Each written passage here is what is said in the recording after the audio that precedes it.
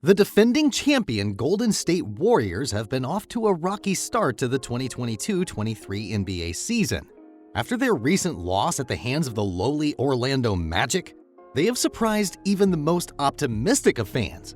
The other couple of losses came against the Charlotte Hornets and the Detroit Pistons, two Eastern Conference teams that aren't presumed contenders by any stretch of the imagination. Granted, we're only 2 weeks into a 6-month season, but there are lofty expectations for this Warriors team, who, just 5 months ago, were hoisting their 4th Larry O'Brien trophy in 8 years. Let Finals MVP Steph Curry explain it further. There is frustration because we have a standard, he told reporters following Tuesday's 116-109 loss to the Miami Heat. That's good because we've had championship banners to show for it. But that uneasiness puts you in a position where you have to figure it out. I hope everybody is frustrated with the results, but the process is pretty solid. So, who is to blame for the recent Warriors' struggles? And more importantly, how will they bounce back? Continue watching to find out. If you're interested in compelling NBA analysis such as this one, I recommend you hit the like and subscribe buttons to enjoy more of this content in the future. With that, onto the video. To say this isn't the start that the Dubs expected would be an understatement. As mentioned above, there are high expectations for this squad. Coming off a championship last year, the Warriors were able to retool in the offseason and secure 2 of their prized young stars in Andrew Wiggins and Jordan Poole, signing both players to contract extensions. We've also seen what their other youngsters could do, with Jonathan Kuminga, Moses Moody, and former 2nd overall pick James Wiseman all gaining deep playoff experience and the chance to prove themselves this season.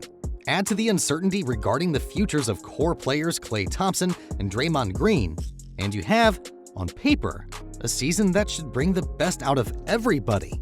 A season that screams championship run from the get-go. Make no mistake, the Warriors were hot right out of the gate. During their first game against the Los Angeles Lakers, the Dubs' depth was on full display as they torched the Lakers 123-109, with 11 players all providing productive efforts in head coach Steve Kerr's rotation. Their defense was on point as well, holding the Lakers to just 25% three-point shooting. Fast forward to today, and that team that played the Lakers during the season opener seems like a different team altogether. Not only do the Warriors have a similar number of losses as the Lakers, they also have a worse net rating. Today's Warrior squad is 24th in defensive rating according to NBA.com, a far cry from last season, where they finished 2nd. During their most recent defeat to Miami, there was a noticeable improvement in the defensive end. Throughout 3 quarters, the Dubs were the better team, and even held a 94-86 lead heading into the 4th quarter. So, what went wrong? First off, turnovers.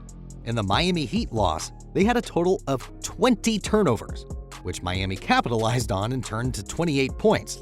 The Dubs committed 6 in the 4th quarter alone, and Coach Eric Spoelstra's stifling zone defense sealed the victory for the Heat. I give Miami credit. They stifled us in those last 5 minutes with their zone, and they were super active in it, Kerr said. We've got to look into that. I expect we'll see more of that. Miami, we knew they were going to be competitive like they always are, but especially coming in at 2-5 and playing a home game. Through 8 games, Golden State has given away an average of 19.8 points off turnovers per game, good for 6th highest in the NBA. But even on their best days, the Warriors have always been turnover prone. In fact, last year, they committed 14.9 turnovers per game, good for 29th in the league, according to StatMuse. This just means that turnovers aren't really all that worrying for them, and is usually remedied by what they do to prevent teams from scoring off of them, which brings us to their defense. Arguably, the Warriors' recent struggles can mostly be attributed to their play on the defensive end, which, for lack of a better term, has been atrocious. Last season, when they won a championship, the Warriors sported the league's 2nd best defense, according to NBA.com. Only the Boston Celtics were better, and the Dubs dispatched them in 6 games on their way to the title. This year, the most worrying part is how the defense performs when a bench player joins the fold. According to NBA.com, the Warriors' starting 5 has a 99.5 defensive rating, which is a league best. But When Poole comes in for Klay Thompson, that number balloons to 131, which would be the worst in the league by a large margin. This is where the departures of key bench figures Gary Payton II and Otto Porter Jr. come in. While they were able to show flashes of offensive brilliance during their championship run, defense was their calling card, and it shows. This isn't a knock on Poole, however, as he is often put in an unenviable position to carry non-starter lineups that leave much to be desired. Poole has played 49 minutes with all three of Steph, Klay, and Dre, and 94 minutes without them. In those Poole plus non-Steph, Klay, Dre minutes, Golden State has a minus 15.2 net rating. Think about it. When opponents load up on Poole, he's usually expected to defend, score, and create for others. We know Poole isn't the best defensive player, but he also shouldn't be expected to make up for other players' struggles. He will find his footing, and even though his perimeter shooting numbers have been down this year from 36.4 to 32.1, he will adjust. He's shown flashes of what made him such an enticing contract extension candidate for Golden State this season, and it will take time for him to take more of a leadership role for their bench mob. The Warriors' two-timeline approach has also been met with mixed results so far. This is especially evident in Kuminga getting lost in the rotation, and him seemingly not being able to carve out any meaningful minutes. He's played fewer minutes this year than his rookie season, 10.8 minutes per game, and has been benched twice this year. Additionally, he hasn't hit a three all season and is being outplayed by Moses Moody. Perhaps Kerr can try to assimilate him more in lineups where the defense has been lacking. But to be fair to him, Kuminga hasn't inspired enough to make him consider enough playing time.